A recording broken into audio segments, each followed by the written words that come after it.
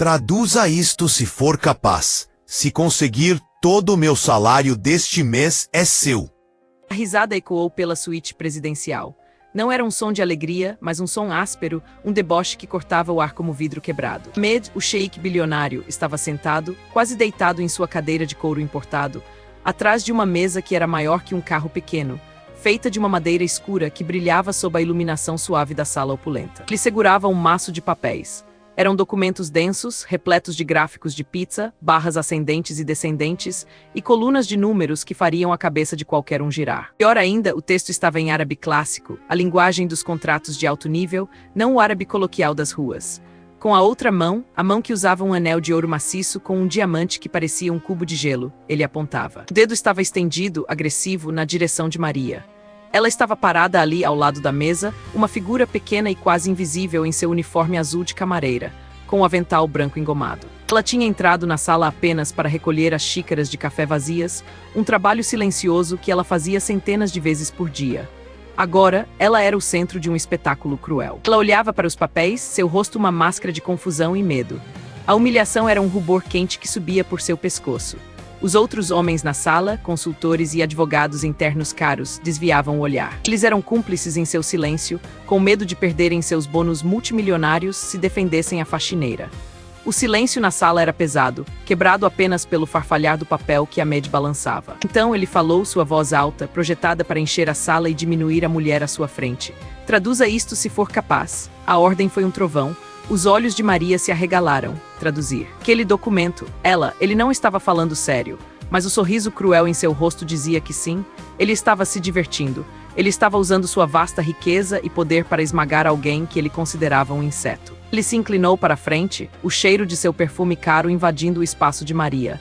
Se conseguir, todo o meu salário deste mês é seu. A quantia era astronômica, o suficiente para comprar o prédio onde Maria morava.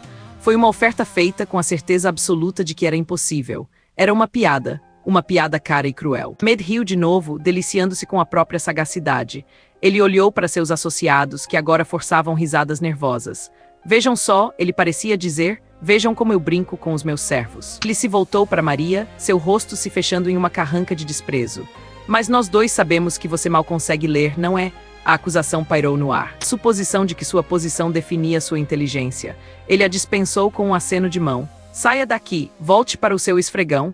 O comando final foi para quebrar o que restava de sua dignidade. Maria deu um passo instintivo para trás, seu corpo tremendo. Ela queria correr. Ela queria desaparecer. Mas algo a deteve. Uma faísca enterrada profundamente sob décadas de dor e trabalho árduo começou a piscar. Que aquele homem arrogante não sabia, o que ele não poderia imaginar em seus sonhos mais selvagens, era que ele havia escolhido a pessoa errada. Ele havia cometido um erro que lhe custaria muito mais do que um salário mensal. O destino, com seu senso de humor irônico, havia colocado naquela sala a única pessoa no prédio, talvez na cidade, que poderia não apenas traduzir aquele documento, mas entendê-lo melhor do que os próprios advogados de Ahmed. Esta história é sobre o momento em que a arrogância colide com a sabedoria oculta. É sobre o poder da dignidade e o preço do desprezo. Você já se sentiu subestimado? Se você já foi julgado por sua aparência ou seu trabalho, esta história é para você. Fique conosco até o fim para ver a justiça sendo feita de uma forma que você nunca esquecerá. Curta este vídeo para nos ajudar a continuar trazendo histórias que tocam a alma. Por favor, se inscreva no canal e ative o sino para que você seja o primeiro a saber o que acontece a seguir. Sua inscrição nos dá força. Para entender como Maria, uma mulher que limpava pisos, podia entender um contrato financeiro em árabe complexo, precisamos rebobinar a fita da vida. Precisamos voltar não apenas alguns anos, mas décadas para uma época e um lugar muito diferentes. Precisamos voltar para o ano de 1998. O ano era 1998. O mundo respirava um ar de mudança. A internet estava começando a conectar estranhos através de continentes, mas as notícias ainda viajavam principalmente por jornais e televisão. Era uma era de otimismo, o fim de um século e a promessa de um novo. Longe da metrópole de arranha-céus onde Maria agora trabalhava, existia uma cidade antiga no Oriente Médio. Uma cidade que era um caldeirão de história e modernidade. Becos com cheiro de especiarias se abriam para praças com edifícios universitários modernos. O ar vibrava não com o silêncio do dinheiro antigo, mas com o barulho de debates acalorados, de ideias sendo formadas, de futuros sendo escritos. Naquela época, a economia global estava em fluxo. Os mercados asiáticos haviam sofrido um colapso recente e os investidores procuravam novos lugares para aplicar seu capital. O petróleo do Golfo era o rei e entender os meandros de como esse dinheiro se movia era a chave para o poder. As universidades da região eram centros de excelência, atraindo mentes brilhantes de todo o mundo. A realidade, no entanto, era complexa. A sociedade era uma mistura de valores tradicionais profundos e um desejo feroz de progredir. Para as mulheres, o caminho era duplamente difícil. Elas precisavam provar seu valor não apenas intelectualmente, mas também contra um pano de fundo de expectativas culturais. A educação era a arma escolhida. O diploma não era apenas um pedaço de papel, era um escudo e uma espada. As pessoas acreditavam que o conhecimento poderia quebrar barreiras, mas as barreiras de classe eram altas e fortes. Você poderia ser um gênio, mas se viesse de uma família sem nome, lutaria por cada migalha de reconhecimento. Era um tempo de contradições, de esperança e de luta silenciosa. Tempo em que o que você sabia importava, mas quem você era importava mais. A própria arquitetura da cidade refletia essa dualidade. Prédios de vidro espelhado se erguiam ao lado de mesquitas centenárias e o som de carros de luxo importados se misturava ao chamado para a oração. Nas universidades, a atmosfera era elétrica. Estudantes de todas as classes sociais se reuniam nas bibliotecas, compartilhando livros e sonhos. Havia uma sensação palpável de que qualquer coisa era possível, de que a inteligência e o trabalho duro poderiam, de fato, triunfar sobre as circunstâncias do nascimento. No entanto, fora dos portões da universidade, as regras antigas ainda se aplicavam. As famílias mais ricas controlavam as indústrias, os bancos e a política. Seus filhos, como o jovem Ahmed, que na época também era estudante, mas em uma instituição suíça exclusiva, eram preparados desde o nascimento para assumir o controle. Eles viam o mundo não como algo a ser explorado, mas como algo a ser possuído. Para eles, a educação não era uma ferramenta de libertação, mas um verniz, um polimento para sua herança. Eles aprendiam sobre finanças não para construir, mas para acumular. A tensão entre esses dois mundos, o da meritocracia intelectual e o da aristocracia hereditária, era o pano de fundo da vida de todos. Era um equilíbrio delicado, e foi nesse ambiente desafiador e vibrante que encontramos Maria Helena, muito antes de ela ser apenas Maria, a camareira. Ela era a personificação da esperança da nova era, uma esperança que seria brutalmente testada. Maria Helena, aos 35 anos, era uma força da natureza. Ela não era uma figura imponente fisicamente, mas sua presença em uma sala de aula era inconfundível. Seus olhos, que agora pareciam cansados e abatidos na suíte do hotel, brilhavam com uma intensidade que cativava professores e colegas. Ela era uma estudante de doutorado, mas essa descrição não lhe fazia justiça. Ela era uma polímata. Sua mente funcionava em um nível que poucos conseguiam acompanhar. Sua paixão era a intersecção de duas áreas aparentemente díspares, finanças internacionais e linguística semítica. Ela não apenas falava árabe fluentemente. Ela lia e escrevia em árabe clássico, o tipo usado em textos legais e religiosos antigos. Ela argumentava que para entender verdadeiramente os mercados financeiros do Golfo, não bastava olhar para os números. Era preciso entender a cultura, a história e a linguagem exata em que os negócios eram fechados. Sua vida era modesta, mas transbordava de riqueza intelectual. Ela era casada com João, um professor de história com uma alma de poeta e uma risada fácil. O amor deles era baseado em um respeito mútuo profundo. Eles não possuíam carros de luxo ou roupas de grife. Sua casa era um apartamento pequeno, de 2 quartos, onde a maior peça de mobiliário era uma parede inteira de estantes de livros, construída por João com suas próprias mãos. O ar era perpetuamente preenchido pelo cheiro de páginas antigas e café forte. Eles passavam as noites lendo um para o outro, debatendo política, história e economia. A vida de Maria era definida pela busca do conhecimento. Ela era conhecida por sua generosidade. Ela passava horas na biblioteca da universidade, não apenas pesquisando para sua própria tese inovadora, mas também ajudando estudantes de graduação a decifrar textos complexos. Ela fazia isso sem esperar nada em troca. Ela acreditava que o conhecimento era um recurso que deveria ser compartilhado, não acumulado. Ela era justa, compassiva e via potencial em todos. Sua tese, que estava quase concluída, era um trabalho revolucionário. Ela havia analisado padrões de investimento em fundos soberanos árabes, comparando suas estratégias modernas com princípios comerciais encontrados em manuscritos do século XIII. Ela havia identificado vulnerabilidades que ninguém mais via. O futuro dela era uma tela em branco, pronta para ser pintada com sucesso. Uma cátedra na universidade era quase certa. Bancos de investimento internacionais começavam a sondá-la. Ela estava no auge de sua vida. Ela não tinha ideia do abismo que se abria à sua frente. Sua felicidade era tão completa, tão pura, que ela se esquecera de que o destino não oferece garantias. João era seu alicerce. Ele era quem a lembrava de comer quando ela estava perdida em seus livros por dias. Ele era quem celebrava suas pequenas vitórias com um pedaço de bolo comprado na padaria da esquina. A vida deles era um tecido de momentos simples, mas profundos. Ela estava segura. Ela era amada, e ela estava prestes a perder tudo isso de uma só vez. A sua inteligência, que era sua maior força, logo se tornaria um fardo, uma lembrança constante de um mundo ao qual ela não pertencia mais. O contraste entre a Maria Helena de 1998 e a Maria de 60 anos, parada na suíte do hotel, não poderia ser mais gritante. Eram duas pessoas diferentes, separadas por um oceano de dor. O destino, no entanto, é um roteirista cruel. A felicidade de Maria e João foi interrompida em uma tarde ensolarada de primavera. O céu estava de um azul impossível, um dia perfeito.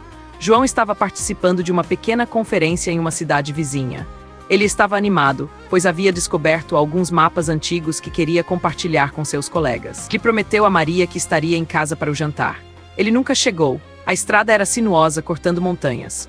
Um motorista de caminhão, cansado após dirigir por 48 horas seguidas, dormiu ao volante por um único segundo. Foi o suficiente. O telefonema veio no final da tarde. A voz do outro lado era oficial, desprovida de emoção. Houve um acidente. João não sobreviveu. O mundo de Maria não desabou, ele se desintegrou. O chão desapareceu sob seus pés. O luto que a atingiu foi um oceano escuro e frio que a sugou para as profundezas. O silêncio no apartamento tornou-se uma presença física, uma mortalha pesada. Os livros que ela tanto amava agora pareciam relíquias de uma vida que não existia mais. Sua tese ficou intocada sobre a mesa.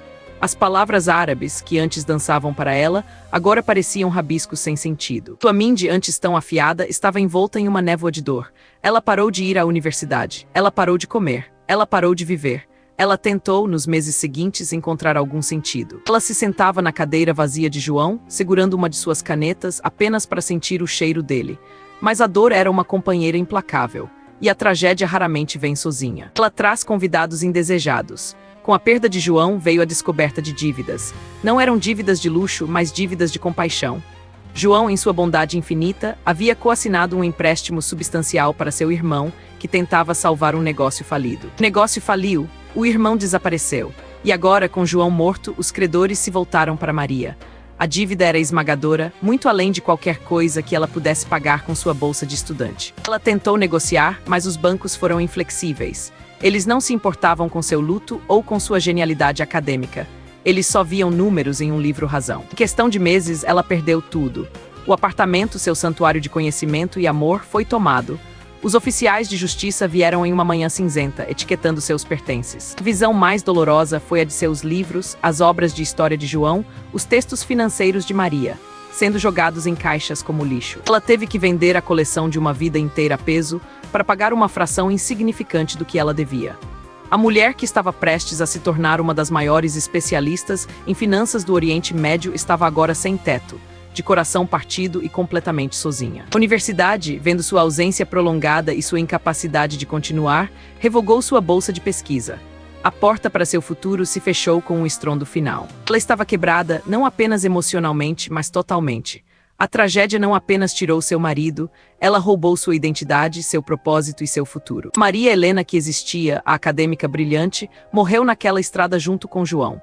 A pessoa que sobreviveu foi apenas uma casca, uma sombra que teria que aprender a rastejar para sobreviver nos anos sombrios que se seguiriam. Eles a viram como danificada, instável. Em uma entrevista, um gerente jovem o suficiente para ser seu filho perguntou por que ela achava que poderia acompanhar o ritmo acelerado do mercado depois de tirar um tempo de folga. Ela não conseguiu explicar que seu tempo de folga foi um inferno de perda. Ela tentou a academia, mas sua pesquisa estava parada. Novos teóricos haviam surgido. O campo havia seguido em frente sem ela.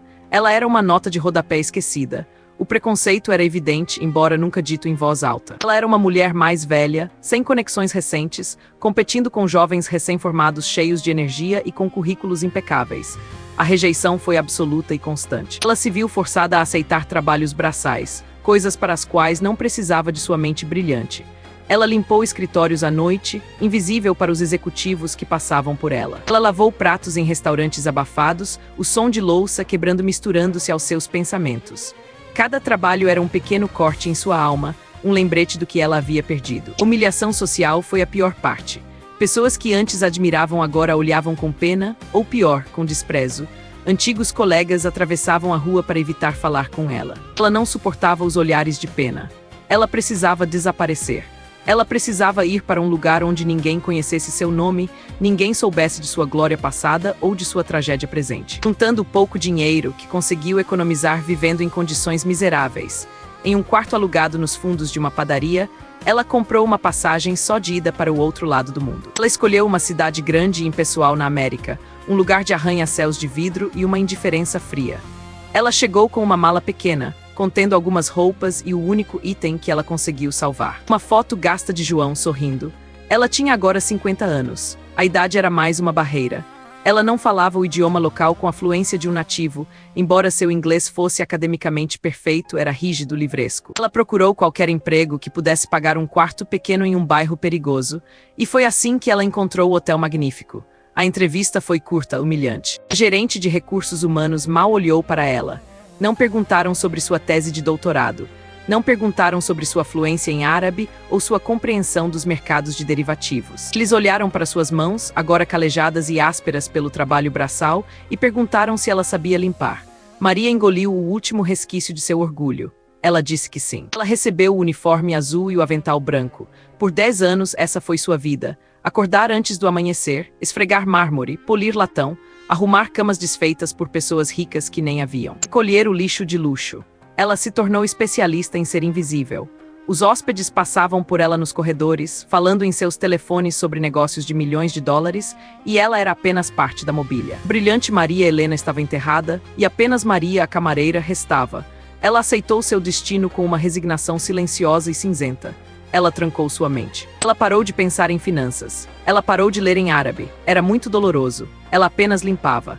Até o dia em que o destino, com seu senso de justiça poética, a colocou na suíte presidencial, no exato momento em que o Sheikh Ahmed, um homem que personificava o mundo que ela havia perdido, decidiu usá-la como objeto de sua diversão. De volta à suíte presidencial, o ar estava pesado com a humilhação de Maria. Saia daqui! A ordem de Ahmed ainda ecoava. Maria deu um passo para trás, seu corpo tremendo. Ela estava prestes a se virar, a fugir da sala e chorar no depósito de suprimentos, como fazia em dias ruins.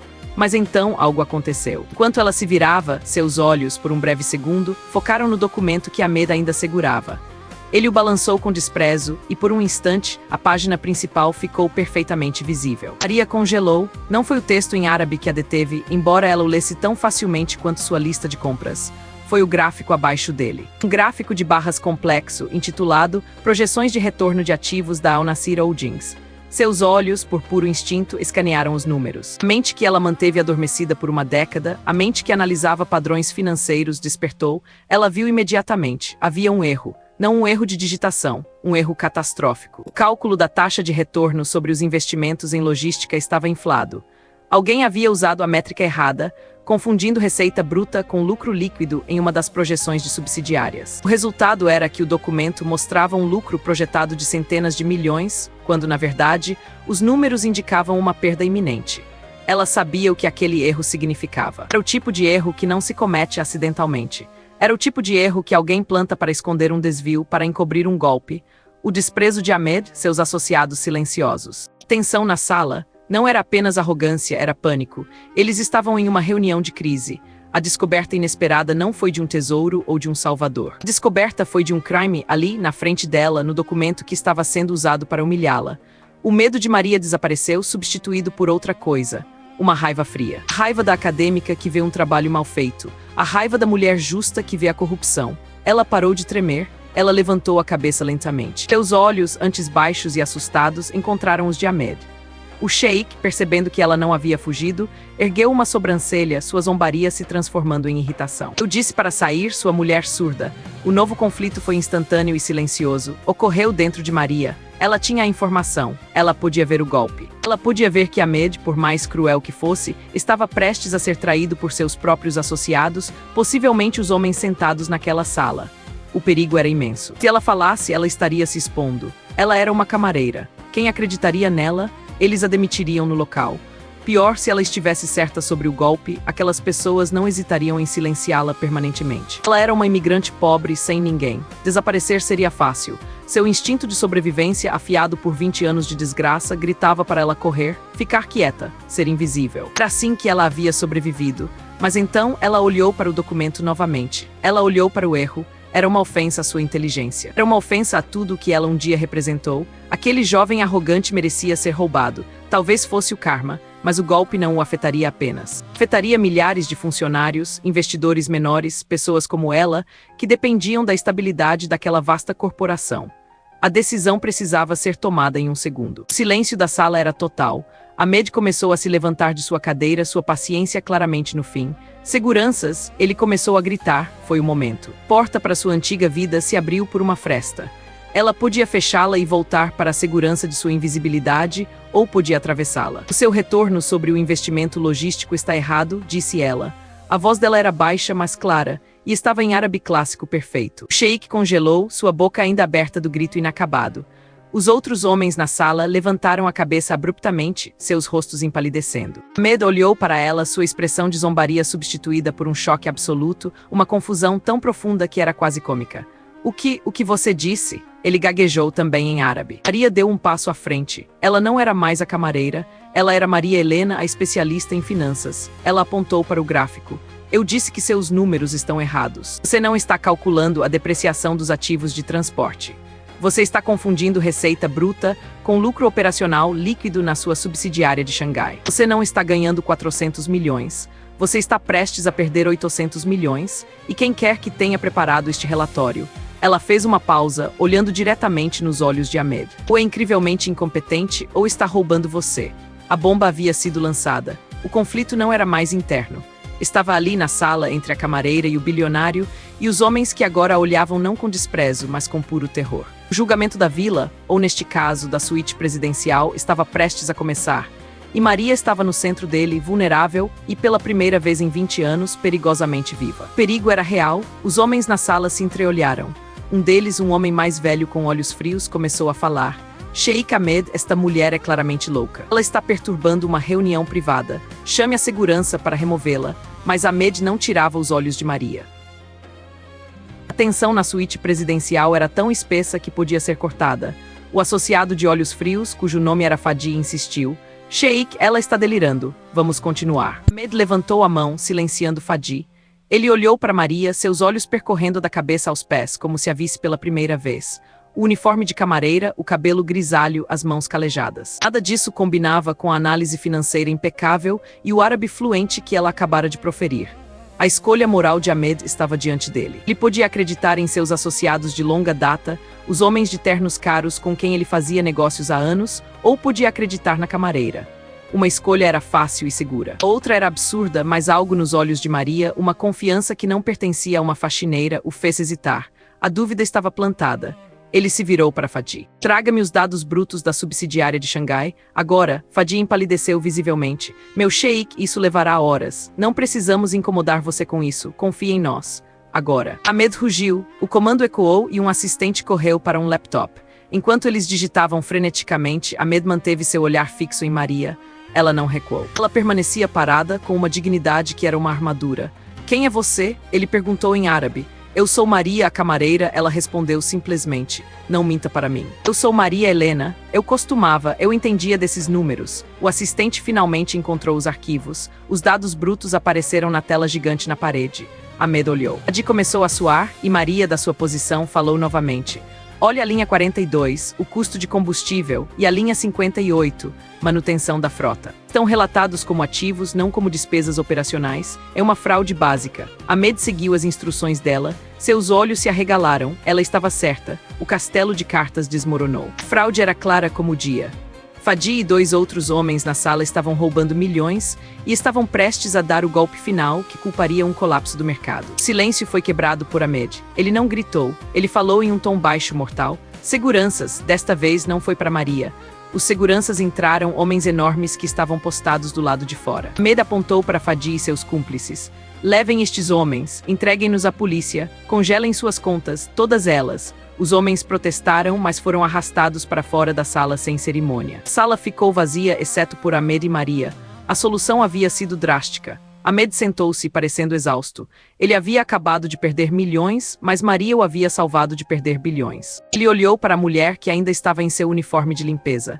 Traduza isto. Ele disse, sua voz agora quieta, empurrando o documento original para ela sobre a mesa. por favor. Maria pegou o papel. E por uma hora ela se sentou na cadeira oposta, a cadeira que Fadia ocupava, e metodicamente, linha por linha, traduziu o documento e explicou cada falha, cada risco e cada oportunidade oculta que os traidores haviam deliberadamente escondido. Ela reescreveu a estratégia de investimento ali mesmo, em um bloco de notas do hotel. Quando ela terminou, Ahmed ficou em silêncio por um longo tempo. Ele olhava para a mulher à sua frente, uma mistura de vergonha e admiração em seu rosto.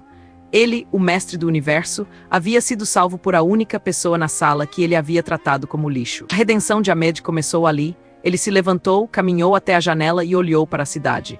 Eu lhe fiz uma oferta. Eu disse que se você traduzisse, meu salário do mês seria seu. Ele se virou para ela. Meu salário é irrelevante. Eu sou o dono da empresa. Maria esperou. Ela não pediu nada. O que Fadi ganhava em um ano, disse Ahmed, agora é seu. Por mês, mas não como camareira. Ele fez uma pausa. Eu tenho uma vaga no meu conselho de administração. Alguém que vê o que os outros não veem. Alguém que entende os números e não tem medo de dizer a verdade. O cargo é seu se você o aceitar. Você não trabalhará para mim, Maria Helena. Você trabalhará comigo. A vida de Maria mudou naquele instante. A passagem do tempo mostrou a transformação. No dia seguinte, ela não entrou pela porta de serviço. Ela entrou pela porta da frente, vestindo um traje elegante que Ahmed mandara comprar. Os funcionários do hotel, seus antigos colegas, olhavam chocados enquanto o próprio Sheikh Ahmed a cumprimentava no lobby. A punição dos vilões foi rápida e severa. Fadi e seus cúmplices foram condenados, perdendo tudo o que haviam roubado. A justiça foi feita. Maria Helena floresceu. A mente que esteve adormecida por 20 anos agora estava totalmente desperta. Ela revolucionou as práticas de investimento de Ahmed, introduzindo ética e uma visão de longo prazo que ele nunca tivera. Ela não apenas ganhou tudo em termos financeiros. Ela recuperou sua identidade. Ela criou uma fundação em nome de João, usando sua nova fortuna para financiar bolsas de estudo para estudantes de baixa renda em finanças e humanidades. Ela garantiu que ninguém, com sua inteligência, tivesse que sofrer seu destino. Ahmed, por sua vez, mudou. Ele aprendeu a lição da humildade da maneira mais difícil. Ele aprendeu a olhar para as pessoas, não para seus uniformes. Ele se tornou um líder melhor, não apenas um chefe mais rico.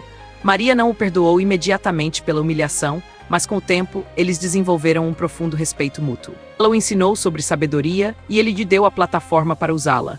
Esta história nos ensina uma das lições mais profundas da vida.